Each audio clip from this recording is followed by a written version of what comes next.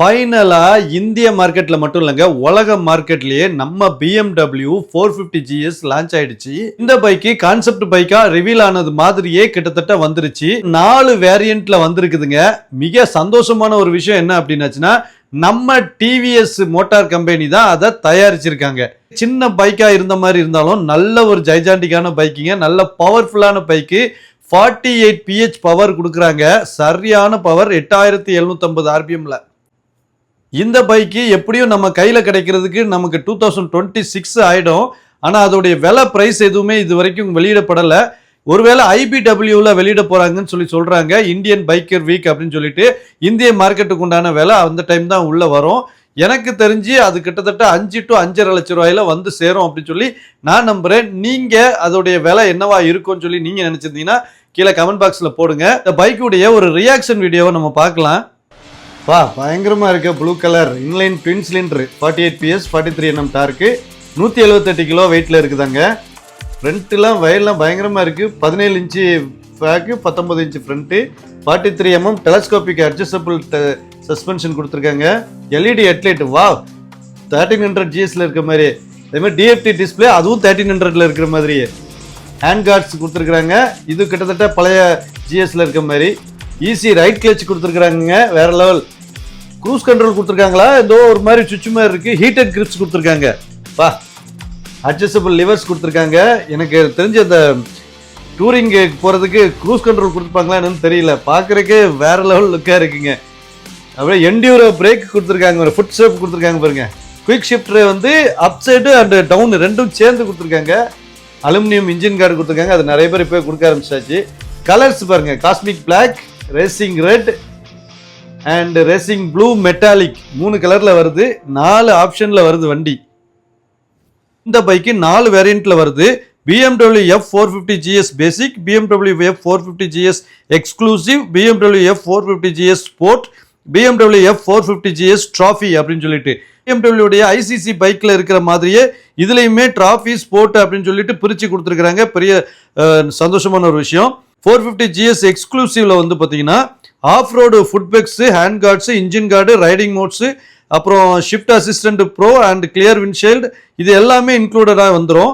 450 GS ஸ்போர்ட்ல வந்து பார்த்தீங்கன்னா off road foot pegs, hand guards, engine guard, riding modes, shift assistant pro, clear windshield and sports suspension வந்துடும்.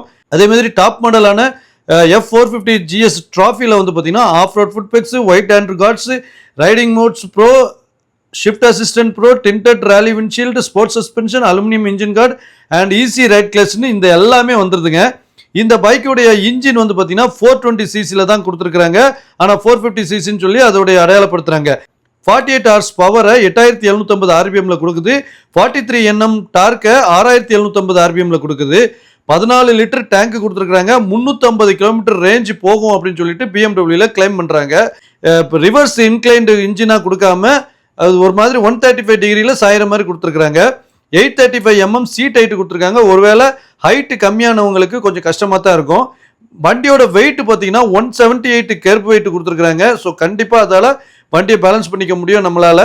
Easy right கிளச்சுன்னு சொல்லி கொடுத்துருக்காங்க. Clutch வந்து பார்த்தீங்கன்னா இப்போ ஆக்சிலேட்டர் கொடுக்கும்போது ஈஸியாக இருக்கிற மாதிரி கொடுத்துருக்காங்க. அதே மாதிரி shift assistant pro for quick up shifts and down shifts without clutch operations அப்படின்னு சொல்லி கொடுத்துருக்காங்க. ஏன்னா குயிக் ஷிஃப்ட் நமக்கு தெரியும், அது வந்து கிளச்சு பிடிக்காம நம்ம போடுறது தான்.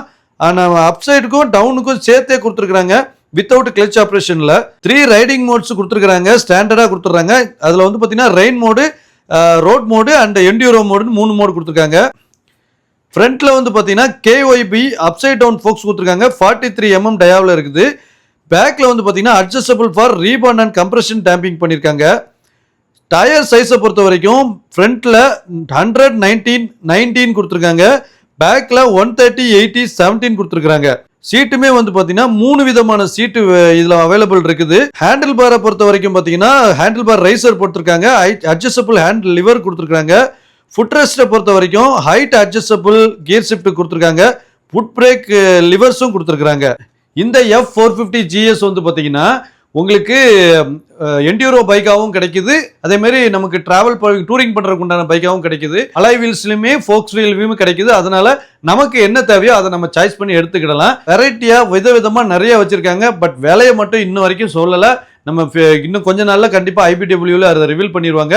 உங்களுக்கு இந்த பைக்ல என்னென்ன விஷயங்கள் பிடிச்சிருக்கு, என்னென்ன விஷயங்கள் இன்னும் ஆட் பண்ணியிருந்தா நல்லா இருந்திருக்கும் அப்படின்னு சொல்லி கீழே கமெண்ட் பண்ணுங்க. அதே மாதிரி என்ன விலையில இந்த பைக் வரும் அப்படிங்கிறதையும் கீழே கமெண்ட் பண்ணுங்க. ஸோ நெக்ஸ்ட் சூப்பரான ஒரு பைக்ல உங்களை வந்து சந்திக்கிறேன். பாய்.